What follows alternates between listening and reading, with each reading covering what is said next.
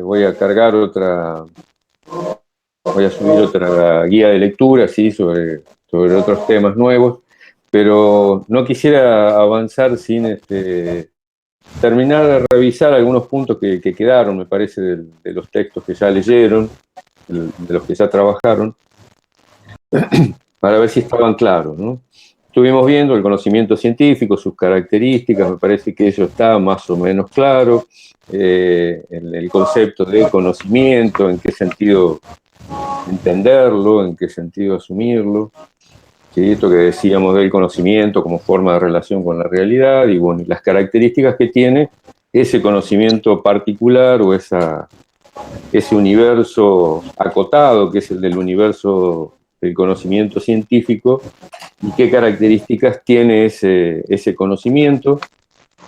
Esas características se convierten en una autolimitación, decíamos, para el propio conocimiento científico, que no se pretende, digamos, como una representación fiel o posible de toda la realidad, sino de ciertos aspectos de esa realidad, y que hay toda una enorme masa de conocimientos que sin formar parte del conjunto del conocimiento científico también tiene su valor, decíamos, ¿no? Que la tarea del conocimiento científico es una tarea abierta porque veíamos que es un conocimiento provisorio y eso hay que retenerlo con firmeza, digo, ¿no? Dejar de lado esta apreciación de sentido común que plantea que el conocimiento científico, decíamos, es intocable e inamovible y que solo provee verdades absolutas, ¿no? Lo concreto es que no es así, que los propios científicos reconocen esas limitaciones. Por otro lado, un tema que quizás un punto que quizás pasó un poco inadvertido, que era el de la objetividad, ¿no? Es decir, si el conocimiento científico es objetivo o no es objetivo, ¿no? Ahí quizás Esther lo hace demasiado breve, o muy breve, porque quizás lo primero sería dejar en claro qué entendemos por objetivo. Ahí yo vi en los trabajos que alcancé a revisar, alguna duda quizás, ¿no? Que me pareció que no estaba del todo claro. Me parece que el otro día hablábamos de que la objetividad implica la coincidencia con la realidad, ¿sí? ¿Estamos de acuerdo con eso? Que la objetividad implica la no injerencia, la no interferencia del sujeto en el desarrollo, la concreción del conocimiento, ¿no? Sino que el conocimiento objetivo es aquel que se ajusta exactamente a la realidad, ¿no? Pero que eso es absolutamente cuestionable, quizás casi es imposible sostener esta mirada que era la del positivismo más antiguo, el del siglo XIX, que era que los científicos tenían que despojarse de todos sus valores, de todos sus pensamientos previos y marchar hacia una tarea de conocimiento, ¿sí? Totalmente desprovistos de todo condicionamiento previo, ¿no? Es decir, que el científico debía atenerse estrictamente a lo que observaba, lo que medía, es decir, lo que el objeto le provee. Eso sería la objetividad ideal, lo que se reconoce en la actualidad, se ha ido reconociendo con el tiempo, más allá de que muchos se resisten, pero lo concreto es que no hay conocimiento si no hay sujetos, y por lo tanto todo conocimiento que se produzca, ¿sí? Recibirá el impacto y la influencia de la subjetividad de quien conoce, ¿no? De quien lleva a cabo la tarea de conocer, ¿no? Entonces ya ahí tenemos una imposibilidad, ¿sí? Inicial, originaria, que es que los científicos, por más que quisieran, ¿sí? No pueden actuar de manera completamente objetiva, ¿no? Es decir, que están sujetos a sus propios valores, a sus propios conocimientos, a su cosmovisión, es decir, a su manera de ver la realidad. Todos somos, entre comillas, ¿no? Producto de la sociedad, del momento histórico, de la cultura, es decir, eso lo vamos a revisar un poco mejor después. pero claramente los científicos no son robots, no son autómatas que puedan entrar a un laboratorio y cuando están adentro del laboratorio, ¿sí?, desactivar con una botonera todo lo que tenga que ver con su subjetividad. Su subjetividad sigue actuando y lo más importante de todo es que cada científico, cada investigador comienza su acción, su accionar en función del conocimiento que ya posee, ¿no? Es el conocimiento que posee que lo va a guiar en la búsqueda, en la investigación, ¿no? Es cierto que existe la posibilidad de que alguien en algún momento de su vida reciba una especie de iluminación y se le prende la lamparita, ¿no? ¿Se acuerdan del famoso dibujito de la lamparita prendida cuando a alguien se le ocurre una idea magistral, ¿no? Puede ocurrir, pero en general lo que se sabe que pasa con los científicos y con los investigadores es que lo que van a investigar surge de las dudas que le deja el conocimiento que ya tiene, ¿no?, las respuestas que no ha encontrado, pero siempre en base al conocimiento, que puede ser el conocimiento establecido y que se puede poner en discusión, pero en todo caso siempre a partir de lo que ya existe, ¿no? De alguna manera, eso que ya existe como conocimiento es tomado en cuenta por los sujetos, aun cuando pueda ser inadvertido por él, ¿no? Es decir, aunque no se dé cuenta, sí va a estar influenciado por esos conocimientos previos, ¿no? Por eso decía, quizás Mester Díaz se va muy rápido al planteo de que cuando dice el conocimiento científico es objetivo, ¿no? Y empieza a hablar de la intersubjetividad, directamente, ¿no? Entonces, lo que termina planteando es que la objetividad, aunque no lo dice explícitamente, la objetividad pura, la objetividad ideal, es inalcanzable, porque siempre está mediada por sujetos. Para resolver esa debilidad, porque si no le encontramos una vuelta y nos quedamos con que cada sujeto ve las cosas como él considera, y entonces cada sujeto tendría su propia verdad, ¿sí? Y no habría generalización, no habría coincidencias, no se podría compartir ese conocimiento, no tendría alcance universal, solo sería un conocimiento personal y absolutamente relativo, ¿no?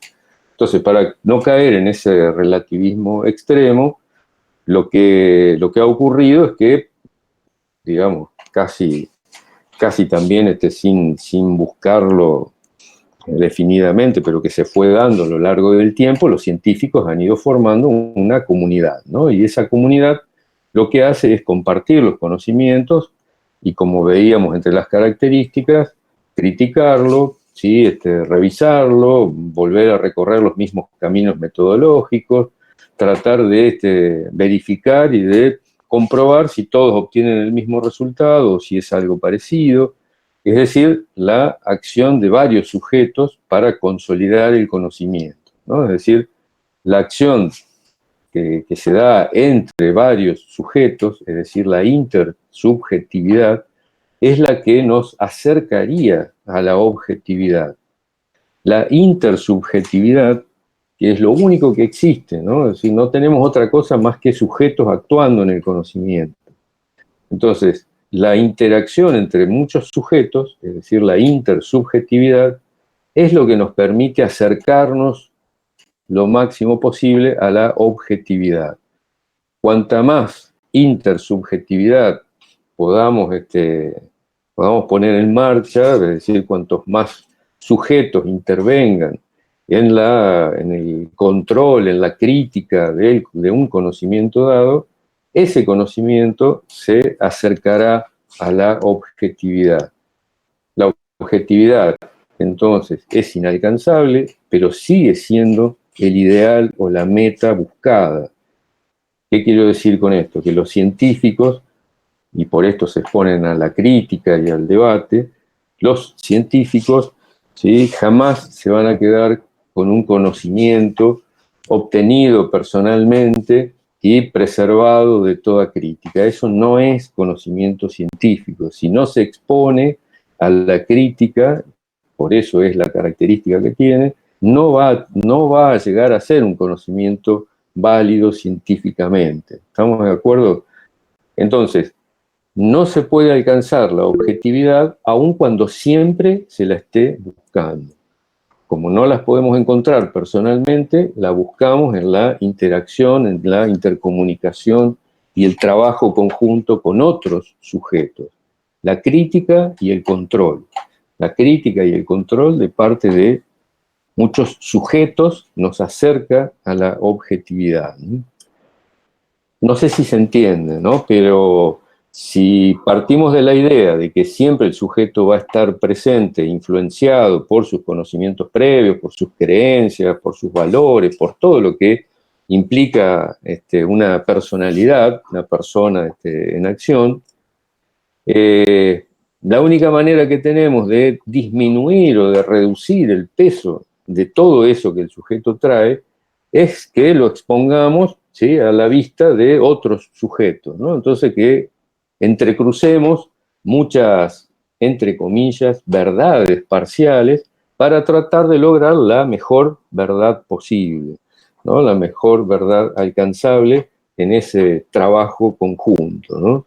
De ahí la importancia enorme que tiene la comunidad científica. Ustedes ven que acá Brisa me dice necesita validación. Es una forma de validación, ¿no? Es decir, porque está la validación metodológica también, la validación lógica, pero acá es una validación intersubjetiva, ¿no? Es decir, la que es fruto de ese intercambio, ¿no? Lo estamos viendo hoy con el tema de la pandemia y la famosa vacuna, digo, ¿no? Es decir, los científicos pueden estar exponiendo sus proyectos, tratando de alcanzar un buen resultado, pero no van a confiar en ese resultado hasta que no lo expongan, ¿sí?, a otros científicos y estos, ¿sí?, den su acuerdo, ¿no? Vieron el otro día que presentaron ese kit para el control de las infecciones, ¿no?, de los infectados. Y hay un grupo de científicos que trabajó, logró sus resultados, sus experimentos dieron resultados favorables, pero ¿a dónde fue a parar después? Fue al ANMAT, ¿no? Al ANMAT para que el ANMAT, en el instituto, haciendo uso del Instituto Malbrán, es decir, otro conjunto de científicos, revisen los experimentos realizados y por lo tanto le den su aprobación. Recién ahí entonces empieza, ¿sí?, a considerarse válido ese conocimiento, porque en definitiva el kit no es más que el conocimiento utilizado, ¿no?, el conocimiento aplicado. Ya sería la tecnología puesta en marcha, ¿no? ¿Se entiende entonces más o menos eso?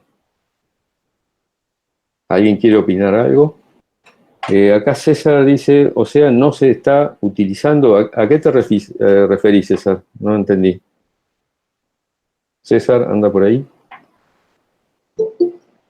¿Se fue? César. A ver si se desconectó. Ahí contestó Daniel, que se refiere al ANMAT. Debe estar tal vez con algún tema de micrófono. Ajá.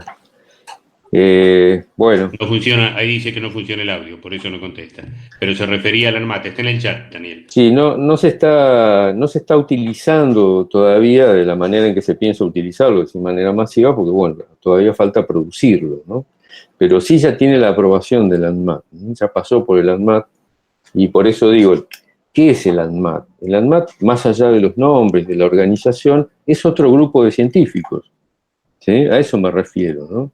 Entonces, científicos que le preguntan a otros científicos si la cosa está bien.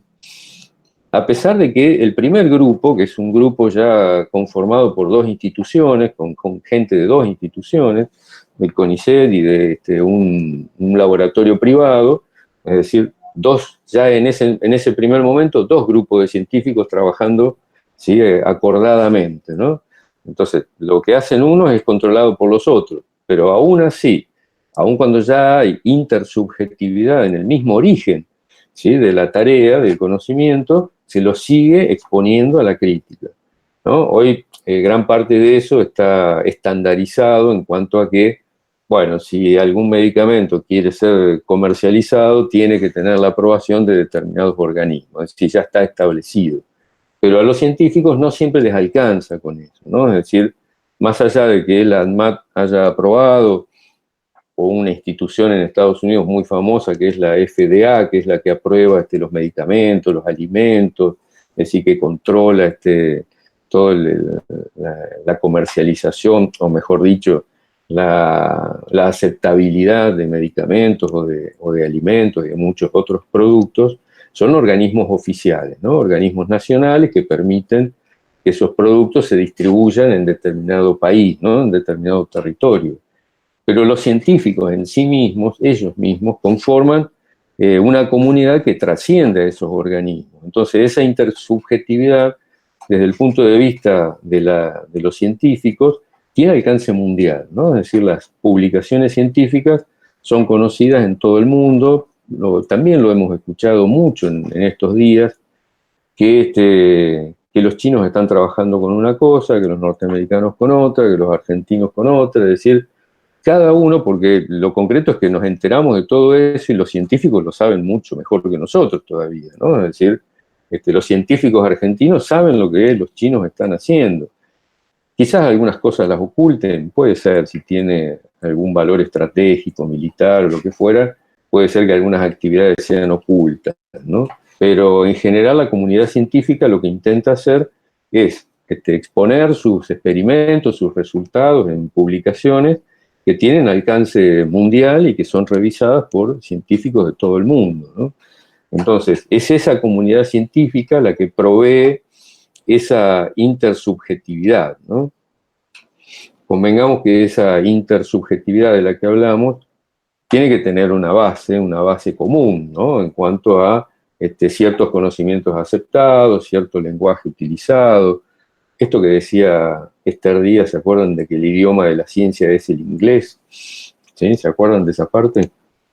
Bueno, lo que está diciendo ahí es que la comunidad científica mundial se mueve, se intercomunica, ¿sí? Utilizando el inglés, no porque el inglés sea el lenguaje de la ciencia, ¿no? Sino que paulatinamente todo ha ido yendo en ese sentido, ¿no? Entonces, si algún científico que trabaja, no sé, en Kenia, por decir cualquier país del mundo, si quiere estar al tanto de lo que está ocurriendo en el mundo de la ciencia y en la comunidad científica, va a tener que aprender inglés, no le va a quedar otra, digamos, ¿no? Porque la mayor cantidad de producción de obras científicas se hace en inglés, ¿no? Pero bueno, digo, es uno de los requisitos que se ha ido imponiendo con el tiempo para lograr esa intersubjetividad que los propios científicos buscan, ¿tá? Para consolidar los conocimientos construidos, elaborados, ¿sí? Y para que tengan una aceptación y una validez, ¿sí? Que es la que están buscando para lo que han hecho, ¿no? Para su tarea, para su trabajo.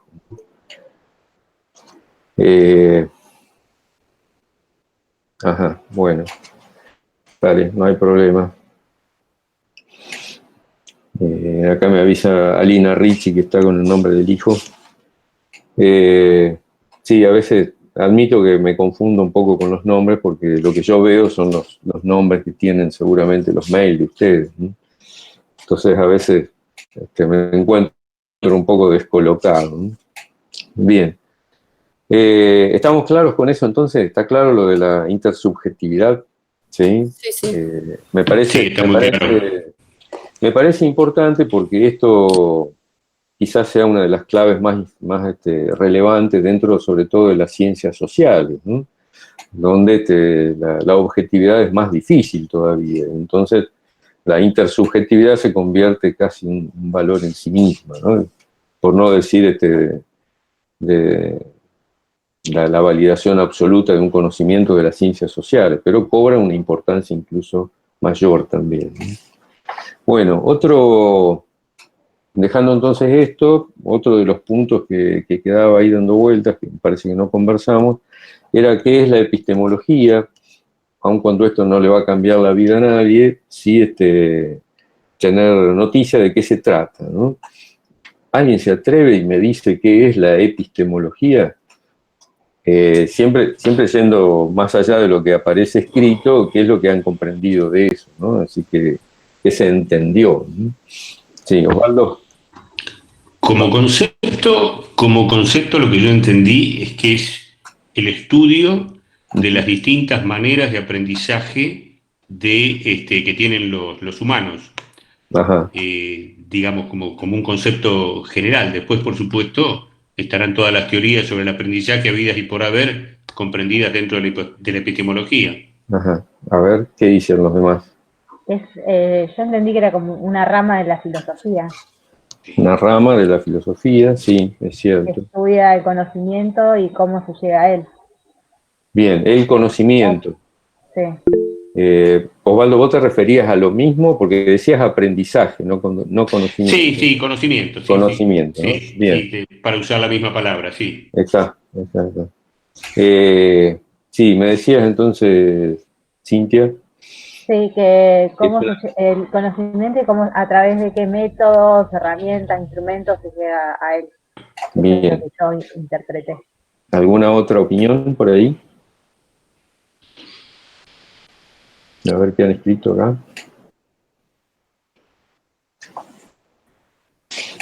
Filosofía que estudia los fundamentos, dice Matías.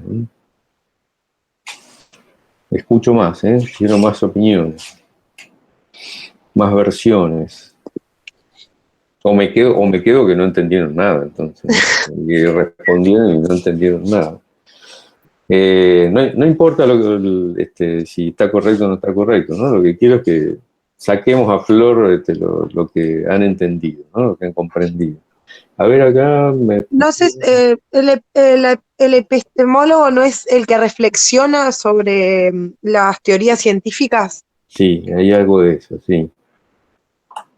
Sí, el epistemólogo es el que reflexiona sobre las teorías científicas. ¿Qué les parece? Acá hay algo importante, que es la reflexión sobre el conocimiento científico, ¿sí? ¿Por qué digo esto? Primero hay una diferencia importante, ¿no? Un elemento que hay que tener en cuenta. Dentro de la filosofía, bueno, obviamente hay diferentes ramas, diferentes disciplinas, diríamos, que se dedican a objetos distintos, ¿no? Como en las ciencias también. Dentro de la filosofía, el conocimiento es un tema antiquísimo, ¿sí? Una preocupación, una preocupación que ya surge desde los primeros filósofos griegos, ¿no? Los filósofos occidentales, digo, ¿no? Una disciplina dentro de la filosofía es la gnoseología. ¿Se acuerdan? ¿Lo han escuchado alguna vez? ¿Sí? A ver, ¿lo puedo escribir yo? ¿Puedo escribirlo yo en el chat? Porque se escribe medio raro, ¿no? Gene. A ver si entra ahí. ¿Se vio? No, entró, no, esperen que no pude tocar. Todavía no le di entrada. A ver, ahora sí. ¿Sí? La gnoseología.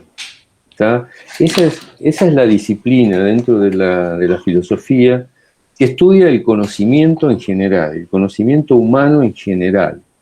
¿Está? Es lo que sería, cuando leyeron el texto, el primer texto de Esther Díaz, es acerca de qué es el conocimiento, ¿no? Cómo lo definimos, qué es la manera de relacionarse con la realidad, pero hablando de conocimiento sin hacer precisión sobre el conocimiento científico, sino el conocimiento humano en general.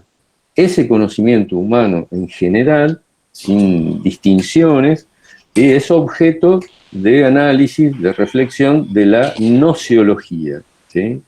Ahora, la epistemología, y si vamos a la etimología del término, es decir, la episteme para los griegos era lo que nosotros llamamos conocimiento científico, ¿no? Es decir, la episteme era el conjunto de conocimientos que permanecían a lo largo del tiempo, que no tenían que ver con el devenir y el caos de las cosas concretas, sino que era el fruto de la razón, ¿no? Es decir, la epistemología, ¿sí? Lo mismo que el conocimiento en general, pero con particularidades ya específicas, la episteme estaba formada por ese conjunto de conocimientos que nosotros hoy llamamos científicos, ¿sí?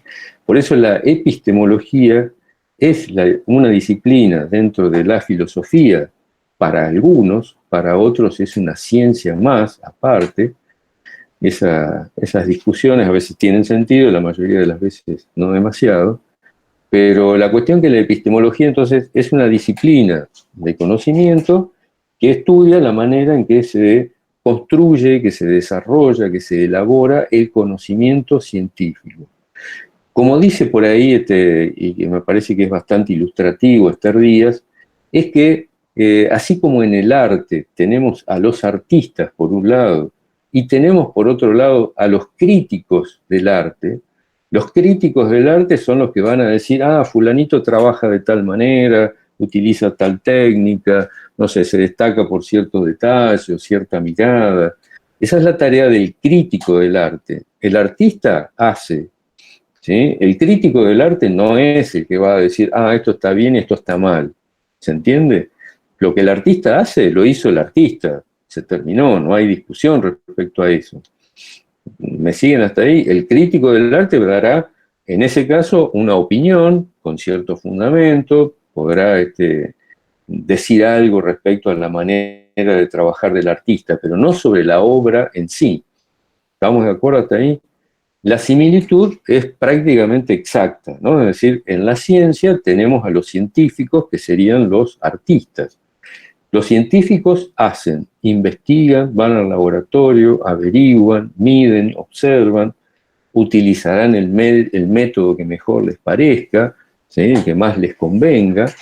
Hasta ahí vamos. Se produce el conocimiento, aparece la teoría, se somete a la verificación, a la intersubjetividad, al control, a la crítica, todo lo que ocurre dentro del ámbito de la comunidad científica. Esos son los artistas en acción, ¿no? Es decir, los científicos producen las obras son las leyes, son el conocimiento mismo. Aparecen los epistemólogos cumpliendo una tarea similar a la de los críticos, es decir, tienen frente a ellos un objeto de estudio que ¿cuál es? La tarea que han hecho los científicos, no el producto de la tarea, sino la tarea de los científicos. ¿Cómo lograron lo que lograron? El epistemólogo no va a decir si una teoría es correcta o es incorrecta, o si es verdadera o si es falsa. Lo que le va a preocupar al epistemólogo es cómo trabajó el científico, qué caminos recorrió para llegar a ese resultado. Los métodos, ¿sí? Van a ser cruciales para la investigación epistemológica. Lo que le va a interesar al epistemólogo es cuáles son los fundamentos filosóficos que tienen estos científicos para trabajar de esa manera. ¿Qué tanto rigor lógico han aplicado a su tarea, a su acción? ¿Se entiende cuál es la diferencia entonces? ¿Sí? Por un lado están los científicos, por otro lado están los epistemólogos. Hay científicos que hacen tareas de laboratorio, de reflexión, de experimentación, tratan de crear leyes, ¿sí? de formular nuevas teorías, y que a su vez también han desarrollado la tarea del epistemólogo. Es decir, han trabajado como científicos desde una posición y también al mismo tiempo se han ubicado desde otra mirada, ¿sí? Que es la mirada del epistemólogo, ¿sí? Haciendo un análisis de su propia tarea y la de sus colegas, obviamente, también. Bueno, acá estaban diciendo, que lo habían entendido como un sistema que estudia el conocimiento y sus distintas teorías. Bueno, ahí vuelvo a insistir con que estudia el conocimiento científico, ¿sí? Específicamente el científico, ¿no?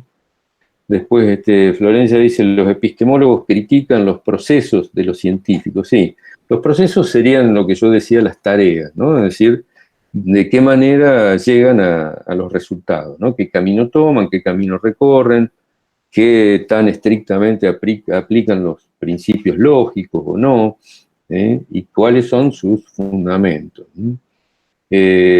Brisa dice también, sería que estudian el proceso, entonces. Sí, en concreto sería eso, ¿no? Es decir, el proceso, la actividad de los científicos y sobre todo un tema que fue cobrando mucha fuerza, que es el de los fundamentos filosóficos, ¿no? Esto que veíamos el otro día de diferentes posturas, ¿no? Acerca de si utilizamos o aplicamos la deducción o la inducción, ¿sí? Estos son temas básicamente de los epistemólogos, ¿no? Porque muchas veces nos encontramos con que la mayoría de los científicos, o aquellos que trabajan en la investigación científica, no se preguntan este tipo de cosas, ¿no? Es decir, están más intrigados por, no sé, medir las temperaturas, su objeto de estudio no es exactamente qué principios van a asumir o qué no, sino simplemente salen a trabajar, a hacer su tarea dentro del laboratorio, a establecer las mediciones, y no siempre se toman el tiempo de revisar o de reflexionar sobre sus propios principios, ¿no? Sobre sus propios fundamentos filosóficos y metodológicos, ¿no? Hay muchos científicos que aprenden el método de las ciencias naturales, basado en la experimentación, en la observación, y van adelante con eso, sin preguntarse demasiado si tiene una buena base filosófica o no. ¿Se entiende? Entonces, ahí empieza la tarea del epistemólogo. Son los epistemólogos los que están en condiciones de avisarle, entre comillas, a los positivistas por ahí, que su investigación está floja de papeles, ¿no? Es decir, no tiene un buen fundamento lógico, un buen fundamento filosófico. Insisto, no le van a decir el conocimiento es falso, pero sí podrán señalar que el camino recorrido, el proceso desarrollado para llegar hasta ahí, ha tenido algunas debilidades, ¿no? Tendría que ser al menos revisado. ¿Se entiende a dónde voy entonces? ¿De qué se trata? ¿Sí? Enciendan el micrófono si alguien quiere hablar, me gustaría escucharlo, ¿eh? Bien, eso con respecto entonces a la epistemología, ¿sí? ¿Lo doy por hecho entonces? ¿Está claro? Sí, sí, sí. Bien. Por ahora... Daniel, Sí, perdón. decime, Juan. Estoy tratando de pensar en algún ejemplo Sí. concreto de algo científico en el cual tenga que tener determinada, determinada cantidad de aspectos filosóficos para que el conocimiento sea, no el conocimiento, válido. digamos, lo que el tipo... Que sea considerado válido, digamos. Claro, que sea considerado válido. Estoy tratando de pensar algún ejemplo, no se me ocurre ninguno. Y lo otro es, el conocimiento deductivo, ¿se puede aplicar a lo que es conocimiento científico o tiene que ser necesariamente inductivo? Científico hablo, ¿no? Y bueno, ahí están los epistemólogos, empezando a reflexionar sobre esa cuestión. Cuando aparece el positivismo en el siglo XIX, digamos, cuando las ciencias empiezan a consolidarse, digo, las ciencias naturales, las ciencias físicas, las ciencias sociales también tratan de ser atadas a ese modelo, pero en el siglo XIX el positivismo establece un modelo de construcción del conocimiento científico, ¿no? Más allá de que en periodos anteriores se ha desarrollado conocimiento científico también, lo podemos encontrar a Galileo en el siglo XVII también, haciendo experimentos o haciendo los primeros experimentos, incluso algunos antes también, ¿no? Pero entonces lo que empieza a aparecer es una base que el positivismo va a consolidar, que es la que el conocimiento científico se basa en la observación y la medición. ¿Sí? Entonces, que es necesario observar los objetos de estudio, ¿sí? Medir todo lo posible para tener una representación exacta de la realidad. Y una representación, según ellos, objetiva. Entonces, el positivismo es básicamente inductivista, ¿no? Es decir, se basa en la inducción. La inducción es un tipo de razonamiento. Dentro de la lógica hay diferentes tipos de razonamientos. Los que más nos van a interesar a nosotros ahora son la inducción y la deducción, ¿sí? Ya que estamos lo abordamos, ¿sí? Aparte porque es básico, ¿no? Para que podamos entender esto. Entonces, el positivismo construye ciencias muy fuertes, ¿sí? Estoy pensando en la física, en la química, en la misma biología también, con otras características, pero sobre todo en las ciencias físico-matemáticas, ¿no? Que se desarrollan enormemente, ¿no? Esto que decíamos el otro día de que el positivismo busca resolver los problemas concretos de los hombres, ¿no? De la realidad material y no se preocupa por otras cosas, ¿no? No le interesa saber si Dios existe o no existe, de eso se ocupan los filósofos u otra persona. Los científicos positivistas tienen que observar, tienen que medir, tienen que razonar inductivamente. ¿Qué significa eso? Buscar muchos casos, ¿sí? Que serán las premisas del razonamiento, las premisas singulares, y de el conjunto de esas premisas singulares extraer una conclusión general. ¿Está? Esa sería el camino, la forma de obtener el conocimiento válido según los positivistas, basados en el inductivismo, ¿sí? Los científicos positivistas no se preocuparon demasiado por saber si el inductivismo era un razonamiento adecuado o no, si era necesario aplicar otros principios lógicos a su tarea. Simplemente se dedicaron a la tarea de laboratorio y, como decía recién, a tratar de recabar la mayor cantidad de información posible para extraer conclusiones. ¿Sí? No sé si me van siguiendo más o menos hasta ahí, ¿no? Entonces, digo, cuando la ciencia positivista del siglo XIX era una ciencia muy exitosa, porque resolvía muchos problemas, tanto que se instaló esto que decíamos que está en el sentido común, que es que la ciencia responde, ¿sí? Con verdades absolutas y que puede resolver todos los problemas, ¿sí? De la humanidad. Esta es una concepción propia del siglo XIX, de la ciencia positivista, ¿no?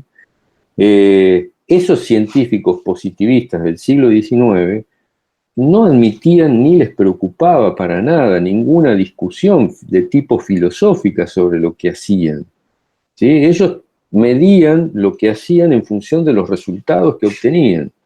Si sus resultados eran exitosos, tenían la verdad en sus manos y no les preocupaba otra cosa.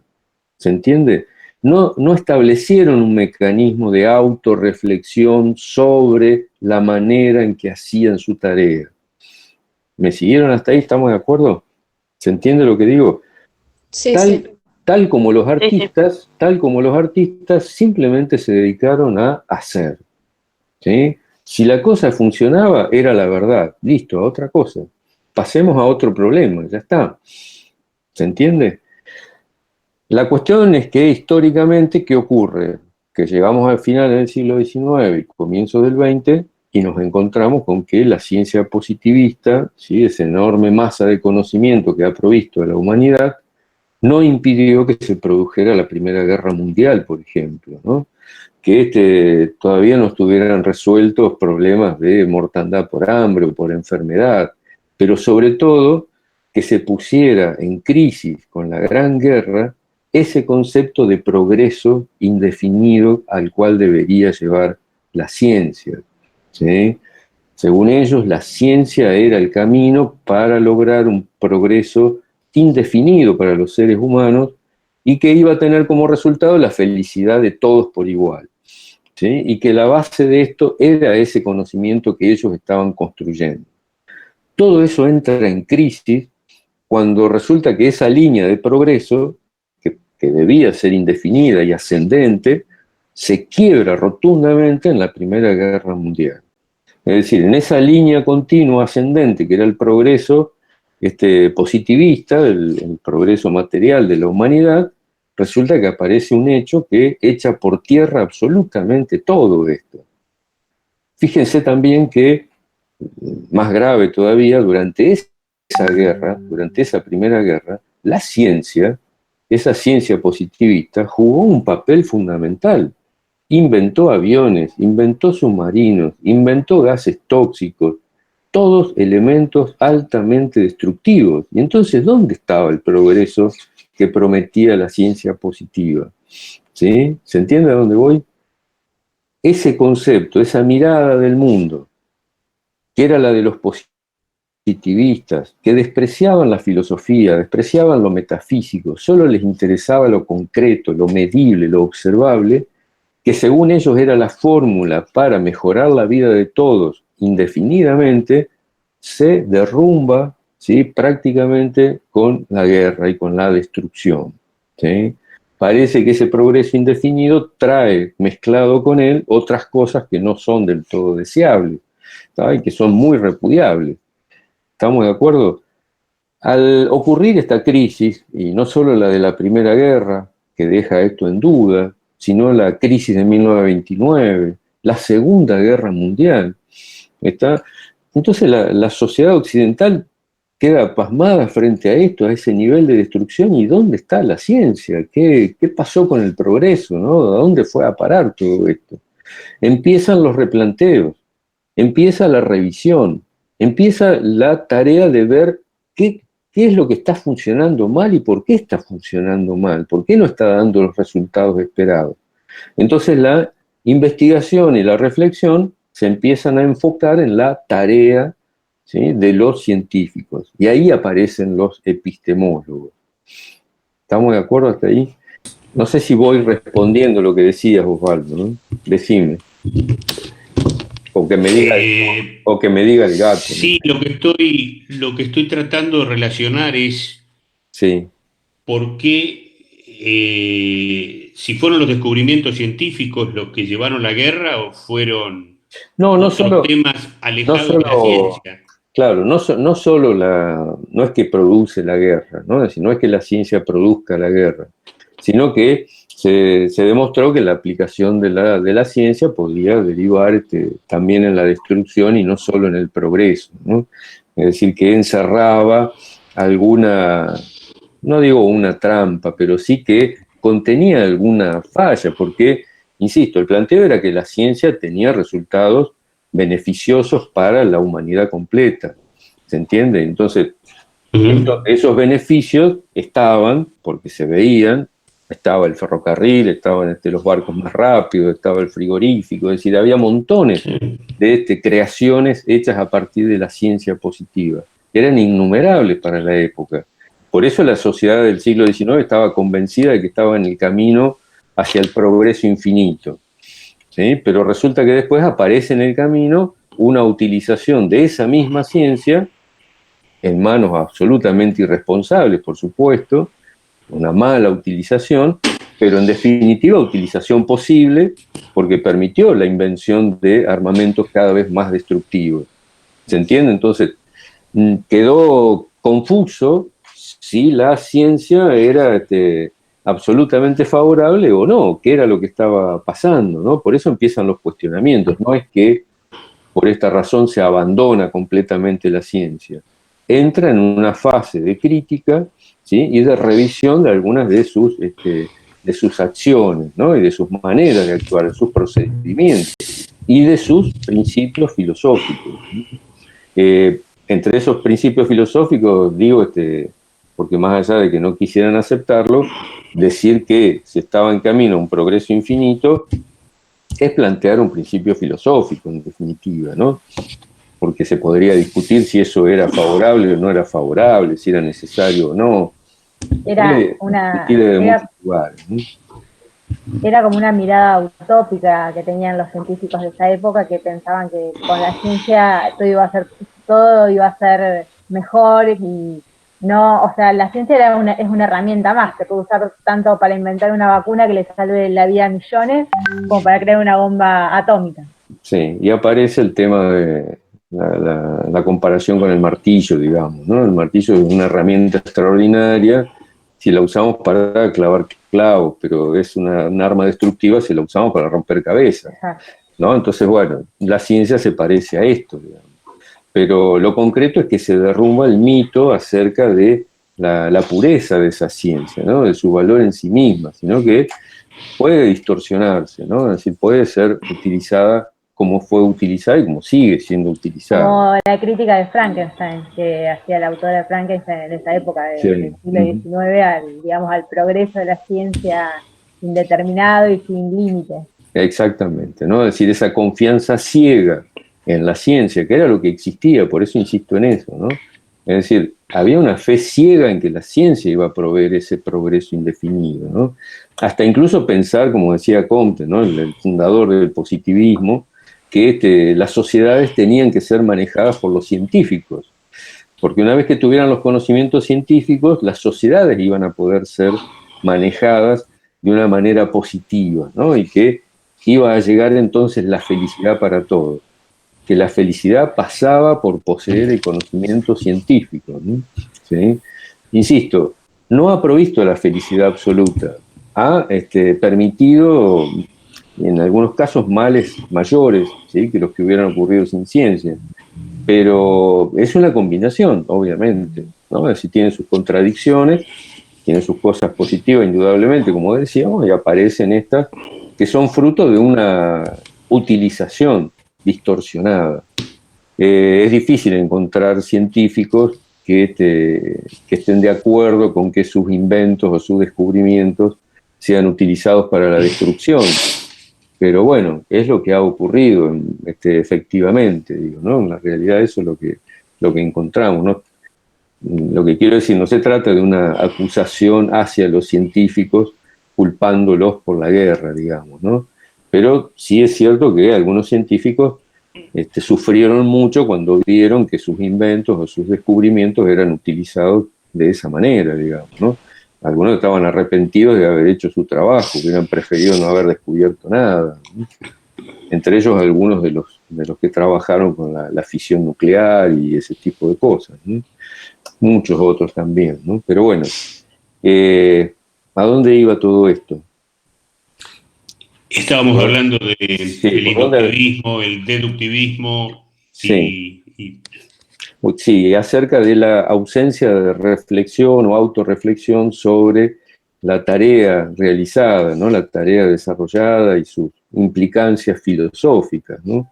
Los científicos más duros, insisto, se niegan, se resisten a la autorreflexión, el pensamiento acerca de cómo están haciendo las cosas y en base a qué, porque no... ¿Cómo? ¿Alguien estaba hablando ahí? No. Que no admiten otra alternativa, digamos, ¿no? Es decir, el conocimiento válido es el conocimiento que produce la ciencia, no hay otra cosa que hacer. Entonces, no admite una discusión filosófica, metafísica, no implica ninguna reflexión de ningún tipo, porque no hay nada para discutir en ese sentido. Lo que sí algunos, yo decía, científicos se acercan al campo de la epistemología, sobre todo por el lado del método, ¿no? Es decir, cómo mejorar el método, cómo hacerlo cada vez más riguroso, más estricto, y que el método perfecto sería el que aseguraría la verdad de los conocimientos. Si los científicos siguen el camino marcado exactamente por un método perfecto, ¿sí? Eso es lo que daría garantía de verdad al conocimiento obtenido. ¿Está? Sin tener en cuenta y perdiendo de vista que el propio método es fruto de una postura filosófica también, que es previa, ¿sí? A la elaboración o a la expresión del método. Ya vamos a entrar también en esa cuestión del método, ¿no? Más adelante. Pero lo que quiero decir, resaltar acá en torno a esta cuestión de la epistemología, es entre los propios científicos, bueno, esa escasa proclividad a repensar o reflexionar sobre sus propios procedimientos, digamos, ¿no? Es decir, aprenden determinado método, aprenden determinado procedimiento y si eso da resultados, no hay más discusión, ¿sí? No hay más replanteo filosófico, ¿sí? Con respecto al inductivismo y al deductivismo, yo digo, es otro plano de la cuestión. Yo decía que el positivismo es básicamente inductivista porque se basa, ¿sí? Como primer paso para la investigación y para el desarrollo del conocimiento, en la observación, ¿sí? Como decíamos hoy, el conocimiento para los positivistas puede ser objetivo si esa observación es una observación objetiva, ¿sí? Es decir, si esa observación no sufre la interferencia del sujeto, puede ser una observación pura. Esa observación pura va a llevar a verdades, ¿sí?, que se correspondan exactamente con la realidad, ¿sí? Empiezan a cuestionarse esta postura, como decía, desde el punto de vista de la epistemología y de algunos de los propios científicos, diciendo que el inductivismo no parecía ser el camino más firme, ¿no? Yo decía que el razonamiento inductivo parte de premisas singulares, que sería la observación de muchos casos. Cada observación sería una premisa, ¿sí? Sumando esas premisas, digo, un ejemplo muy gastado ya también, seguramente si consultan con los compañeros de años de segundo, tercero, de años más adelantados, les van a contar que siempre digo el mismo ejemplo, que ustedes no les presten atención, ¿eh? El tema de los cuervos, ¿no? Es decir, observamos, el cuervo A es negro, el cuervo B es negro, el cuervo C es negro, bla, bla, bla, observamos un montón de cuervos, casos distintos, casos singulares, y resulta que todos los que hemos observado son negros. Cerramos la recolección de premisas, de observaciones, sacamos una conclusión. ¿Cuál va a ser la conclusión? Todos los cuervos son negros, ¿sí? Ese es el razonamiento inductivo. ¿Está? Esto tiene una falla o tiene una debilidad, ¿no? El razonamiento inductivo es un razonamiento inválido, no tiene validez el razonamiento inductivo. ¿Por qué? ¿Por qué no puede ser válida esa conclusión? ¿Por qué si yo he observado un montón de cuervos y todos son negros, por qué no puedo garantizar que todos los cuervos son negros? ¿Y por qué es imposible observar todos los cuervos? Sí, ¿por qué es imposible observarlos a todos? Algo Stardías dice de eso, ¿no? Estaba el ejemplo de la secuoya, me parece, por ahí. Sí. ¿Sí?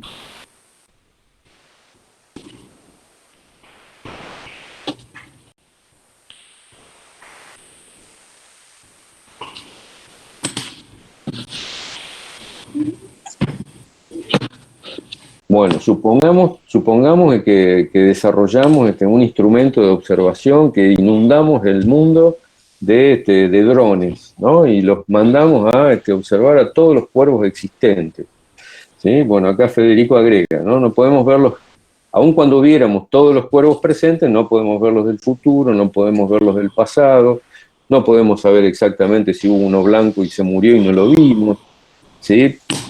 No hay manera, no hay forma, ¿no? Entonces, si la conclusión va a ser que todos los cuervos son negros, es una verdad a medias y por lo tanto no es válida, es falsa. ¿Se entiende cuál es la debilidad del razonamiento? Es que no hay razonamiento en realidad, lo único que hay es observación. Falta un razonamiento atrás que soporte por qué son todos negros. No, bueno, desde el punto de vista lógico, ¿sí?, está la estructura del razonamiento, ¿no?, que es la de partir de premisas singulares y llegar a una premisa, ¿sí?, general o conclusión, ¿no? Esa sería la estructura del razonamiento. La estructura se cumple porque las premisas están, las premisas primeras, las premisas segundas y la conclusión. Esto desde el punto de vista formal de la lógica, ¿no? Desde el punto de vista formal del razonamiento, quiero decir, ¿no? Por acá dicen, a ver que se me escapa, ¿ustedes están leyendo el chat? Sí, sí. Sí. Bueno, ahí dice, decía Federico lo de los cuervos del futuro. Federico dice, porque la herramienta de observación es construida por el hombre. Ahora vamos ahí, ¿sí? La observación nunca es pura. Matías dice, ¿sería hipotético deductivo? Bueno, el hipotético deductivo no es el método inductivo. El método inductivo es uno. Ahora después vamos a ver el hipotético deductivo, que es otro, ¿no? Y Alejandro dice, porque los que ejercen el razonamiento inductivo lo realizan seres humanos imperfectos. Ahí yo agregaría cualquier razonamiento, cualquiera, sea el inductivo o sea el que sea, lo realizan seres humanos imperfectos, ¿no? Y esa sería una debilidad que el conocimiento humano no puede dejar de lado. Un poco lo que hablábamos antes, ¿no? Que los sujetos que observan, que miden, ¿sí? Aun cuando creen estar midiendo realmente los objetos, siempre está mediado por su presencia, ¿no? Siempre va a estar mediado el razonamiento mismo, así como la tarea de la investigación, por la existencia de un sujeto que es el intermediario, ¿no? Entonces, todos, ¿sí? los razonamientos los hacemos seres humanos imperfectos. Si no fuera, digo, no hay otros seres que hagan razonamientos, ¿no? Y todos los razonamientos de los seres humanos son imperfectos, porque si no los filósofos nos dirían que para ser perfectos tendríamos que ser dioses, ¿no? Que son los únicos entes perfectos, supuestamente, ¿no? Si lo aceptamos, ¿no? Pero ahora vamos por parte. El razonamiento inductivo, entonces, tiene esa debilidad, ¿no? Insisto, como desde el punto de vista de la lógica, como razonamiento, formalmente es válido, tiene su estructura, tiene sus premisas, tiene su conclusión, ¿está? Pero acá lo que falla es que la conclusión no tiene el carácter de verdad garantizado, ¿sí? No está garantizada como verdad esa conclusión final. Por esto que decíamos, no podemos observar todos los casos, entonces no podemos afirmar nada de todos los cuervos porque no los hemos observado a todos ni lo vamos a hacer, ¿sí? El otro tipo de razonamiento muy utilizado en la ciencia es el deductivo. El deductivo, ¿qué estructura tiene? ¿Cuál es la premisa principal, la primera premisa? Deducir. Deducir es la acción, digamos, ¿no? Que se lleva a cabo en el razonamiento, pero es individual. Al revés, es general. En el deductivo arrancamos por un enunciado general, ¿no? Es decir, decimos todos los hombres, otra vez también siempre el ejemplo de los manuales, todos los hombres son mortales, ¿sí? Primero hago la afirmación general, ¿está? La acepto como válida, ¿sí? Y después digo, Sócrates es hombre. Segunda premisa. Conclusión, Sócrates es mortal. ¿Estamos de acuerdo?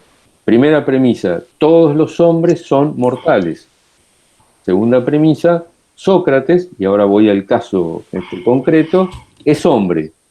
Por lo tanto, deduzco que si todos los hombres son mortales y que Sócrates es un hombre, la conclusión es que Sócrates es mortal. ¿Estamos de acuerdo? Sí. Sí. ¿Sí? Sí, se entiende. ¿Nos queda alguna duda de que Sócrates es mortal?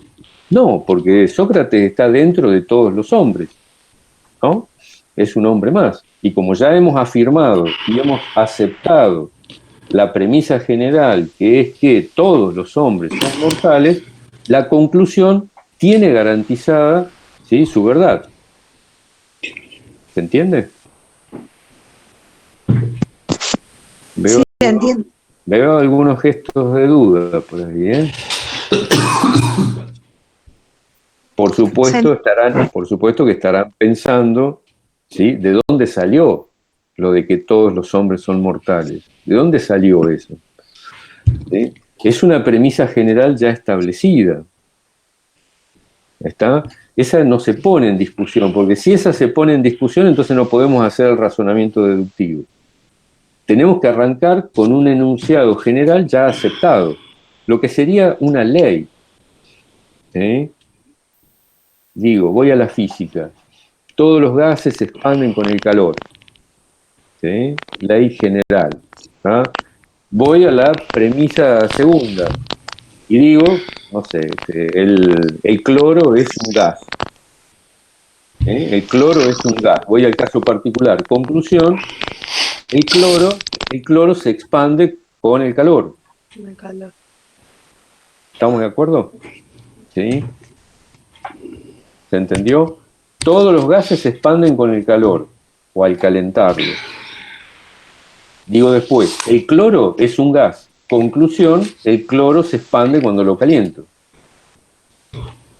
¿Se entendió? Ese es el razonamiento deductivo. Partimos de una ley o un principio general ya establecido, ya aceptado, y respecto a ese hago alguna afirmación sobre un caso particular.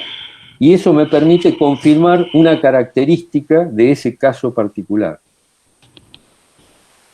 ¿Sí? Porque fíjense que lo que estoy haciendo es decir que el cloro es un gas. Conozco algo sobre el cloro. Saber que es un gas me permite incluirlo dentro del universo de la premisa general.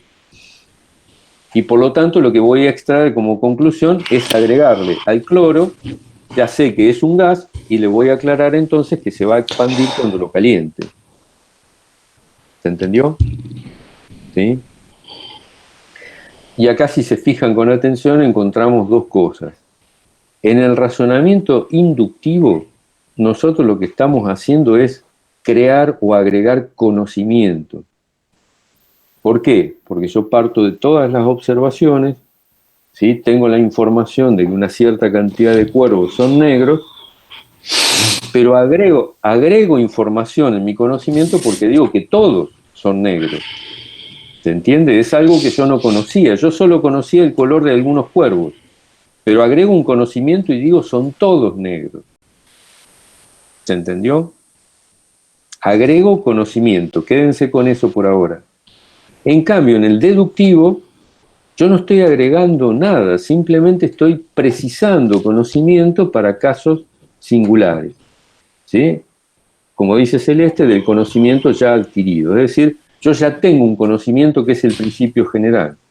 Ahora lo que hago es encontrar un caso singular y agregarle conocimiento a ese caso singular, no al general. ¿Se entendió? ¿Sí? ¿Qué ocurre entonces? Uno puede decir a primera vista, tenés el micrófono abierto, Osvaldo, ahora está cerrado. A ver, que alguien había escrito algo acá. Florencia, en el inductivo agregás o creás conocimiento, y en el idéntico, no sé qué es el idéntico, encuentro un caso de un conocimiento adquirido.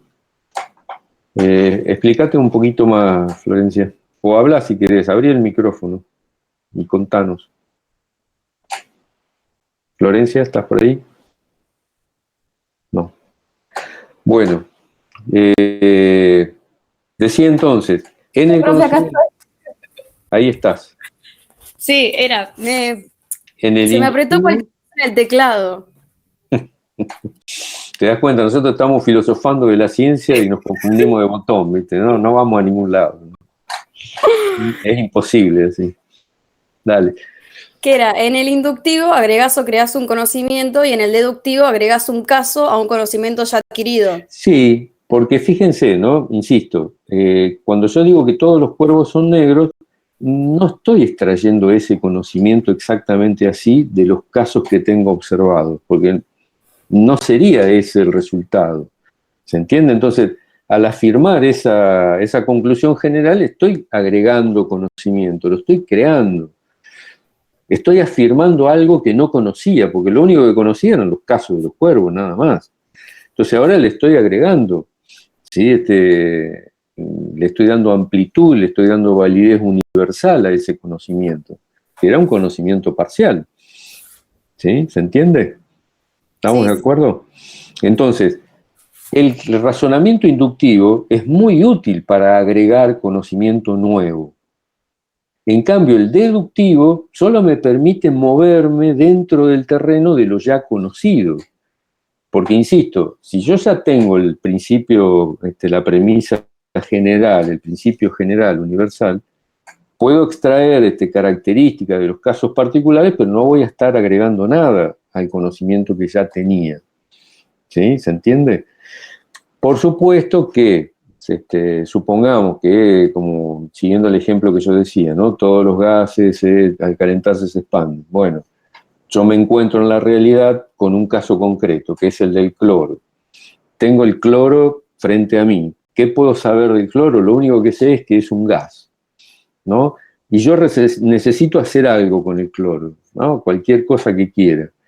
Lo que hago es ir al principio general ya aceptado y decir, bueno, si voy a usar el cloro, que es un gas, debo tener en cuenta que ese, por ser un gas, se va a expandir cuando lo caliente. ¿Estamos de acuerdo?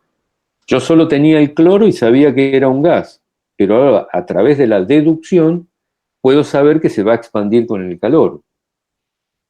¿Sí? ¿Agregué conocimiento nuevo? No, ya estaba implícito en el principio general.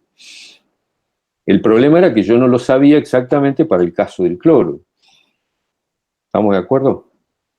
Es decir, a través de la deducción, yo solo extraigo conocimiento del principio general. No agrego nada nuevo.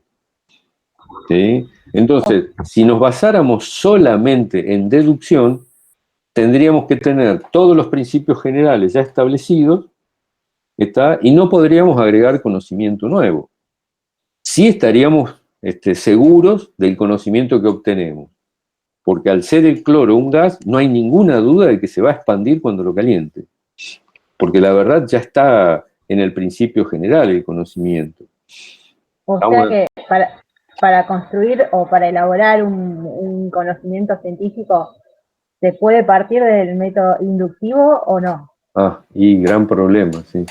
Porque, por ejemplo, yo digo, hago un principio, toda la gente que bebió, veo que, no sé, un ciudadano A bebió agua de un río y eso le produjo, no sé, una gastroenteritis. El ciudadano B bebió agua del agua de ese río y le produjo una gastroenteritis. Y así tomó hasta el ciudadano Z, supongamos. Sí. Y digo, todos los ciudadanos de no sé, vamos a jugar Campana, todos los ciudadanos de Campana sufren gastroenteritis porque beben agua del río. ¿Eso sirve o no sirve? Le ha servido a la humanidad en toda su existencia y le sigue sirviendo. Yo creo que se lo dije la primera vez también que hablamos, ¿no? Todos nosotros, ¿sí?, somos inductivistas natos. ¿Tá? ¿Puedo hacer una pregunta? A ver, sí, muchas. Entonces, sin el inductivo no existe el deductivo, entonces tienen que estar los dos. Y es difícil de establecer, pero a primera vista parece que sí, porque si no, no habría principios generales. Pero bueno, hay algunos principios generales que se extraen de otras teorías previas. Es una cadena un poco compleja, digamos, ¿no? Lo concreto es que el razonamiento deductivo existe y es muy aplicado también, ¿no? Por ejemplo, si vamos a la matemática, ¿no?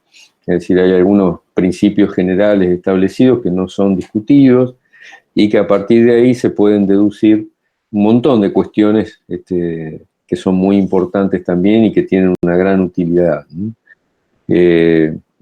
Hay que analizarlo más profundamente, pero a primera vista es cierto lo que decís, ¿no? Es decir, ¿de dónde salen esos principios generales? Sería la pregunta, ¿no?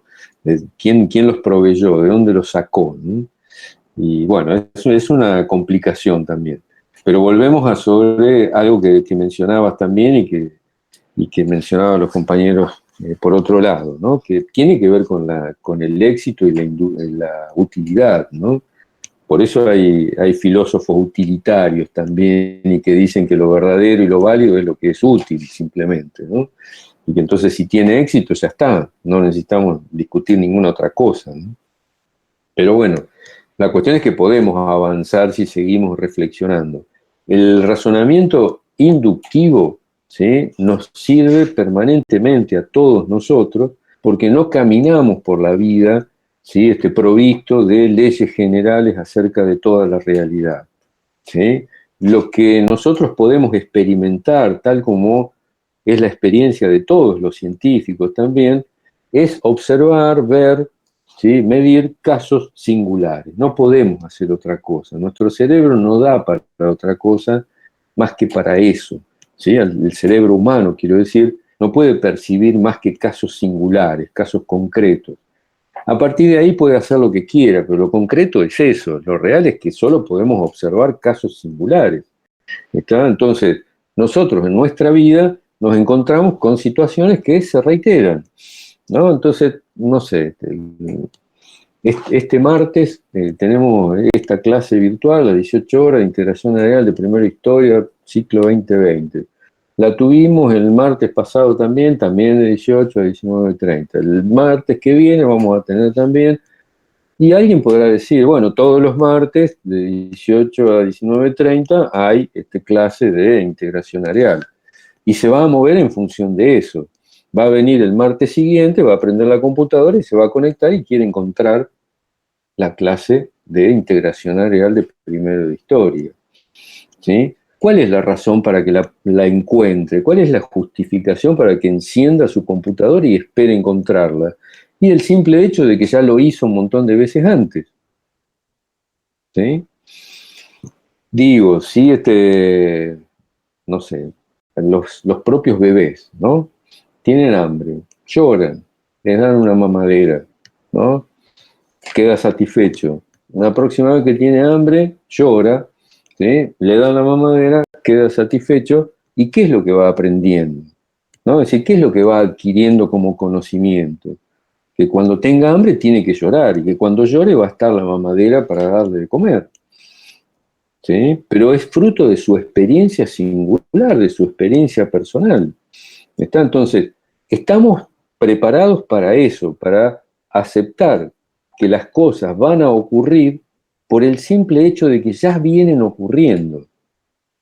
Por eso es tan importante también la cultura humana y lo que se transmite de una generación a otra. ¿Ah? Una generación le transmite a la otra, esto es así, porque siempre ocurrió de esa manera. Entonces la próxima generación va a dar por hecho que la verdad es que las cosas ocurren así. ¿Se entiende? Es el problema del inductivismo, ¿no? Es decir, si no existiera, si no se aplicara el inductivismo, no tendríamos manera de vivir, ¿no? Es decir, de vivir cotidianamente, no hay forma, no tenemos otra manera, insisto, no hay conocimiento general, universal, suficiente como para que seamos exclusivamente deductivistas, ¿sí? Somos inductivistas por necesidad. La humanidad ha inferido inductivamente prácticamente todo lo que hizo, ¿sí? ¿Estamos de acuerdo hasta ahí? Entonces, es importante, es útil el razonamiento inductivo, es fundamental. En algún punto del conocimiento científico es inevitable, ¿sí? Lo que empieza a haber en la medida en que las ciencias se desarrollan cada vez más, es el deductivismo, ¿sí? Cada vez se hace más presente, en tanto ya se han consolidado muchos principios generales y por lo tanto se pueden hacer más deducciones en función de esto. ¿Estamos de acuerdo? Entonces, el razonamiento deductivo es importantísimo también en el conocimiento científico y vamos a ver después de qué manera se hace muy, muy importante. Sí, Osvaldo, decime.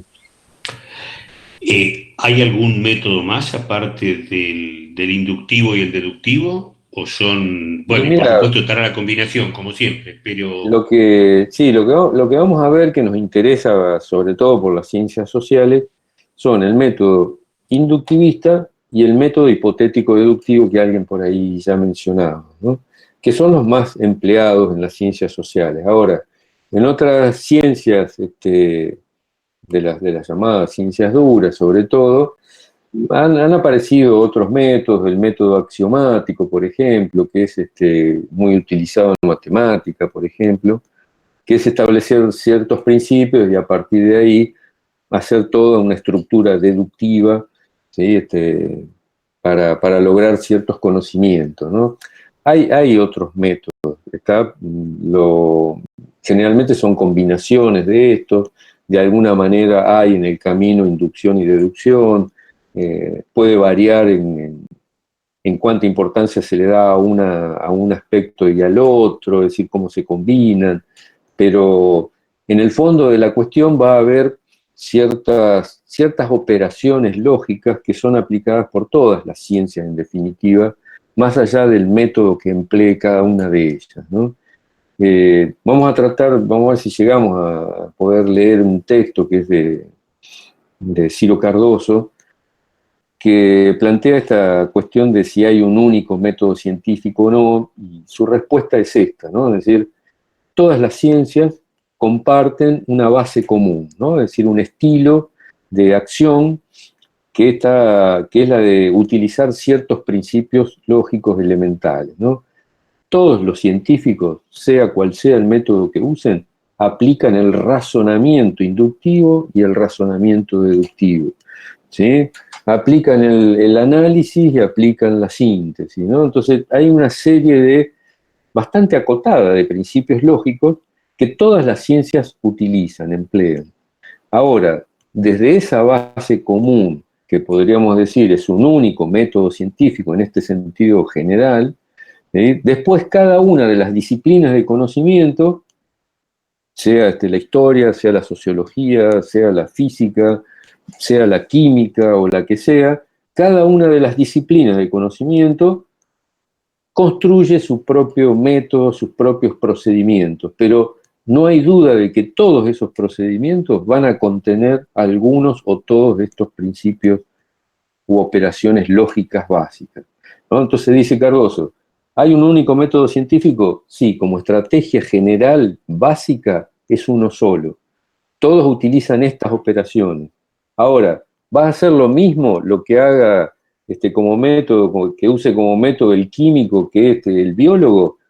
En algunas cosas sí, en otras cosas no. Eso lo va a determinar el problema que se le presente, ¿sí? Y qué instrumentos y qué procedimientos deba utilizar. ¿Está? Pero lo que no hay duda es que va a tratar de emplear el mayor rigor lógico y que va a estar aplicando las operaciones básicas seguro, cualquiera de ellos. ¿Se entiende entonces? Esto lleva a que aparezcan definiciones acerca del conocimiento científico o de la ciencia como un estilo de acción, un estilo de vida, es decir, una manera de ver la forma de crear conocimiento, digamos, ¿no? Después, cuáles sean los instrumentos, las herramientas que se empleen, eso es prácticamente secundario. Lo más importante son los principios en que se basan, ¿no? Los fundamentales, los básicos, ¿no? Las estrategias, diría Cardoso, ¿no? ¿Se va aclarando algo? Vamos a seguir conversando sobre esto, ¿no? Lo vamos a encontrar desde otra perspectiva, ¿no? Sí, a mí me aclara muchas cosas. Bueno. Personalmente, muy, muy interesante. Dale, y insisto, como les dije al principio, no hay catecismo, es decir, no hay verdades cerradas, vamos a seguir encontrándonos con estas cuestiones y las vamos a volver a conversar otra vez, seguramente, porque van a seguir aflorando permanentemente, ¿no?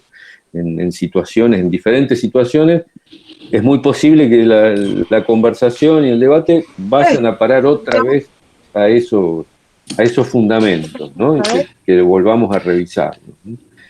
Sí, como dice Manuelita ahí en el chat, va tomando forma, porque yo cuando leí el artículo, el texto que nos pasaste, decía, ¿dónde quiere llegar esta mujer?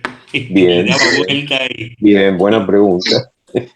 Bien. Y sí, ahora efectivamente va tomando forma, sí. Bueno, sí, lo que quiero es que presten atención a que estamos hablando de un texto de un par de páginas, ¿no? Y fíjense todo lo que se puede sacar de ahí adentro también, ¿no? Sí, claro, con una lectura atenta y crítica, ¿no? Mi intento es colaborar en ese sentido, ¿no? Yo sé que ustedes lo pueden leer cómodamente y que pueden responder las preguntas. Lo que me interesa es que tratemos entre todos de sacarle el máximo provecho posible, digamos, ¿no? A través del debate sobre todo, y tratar de afianzar algunas cosas muy básicas.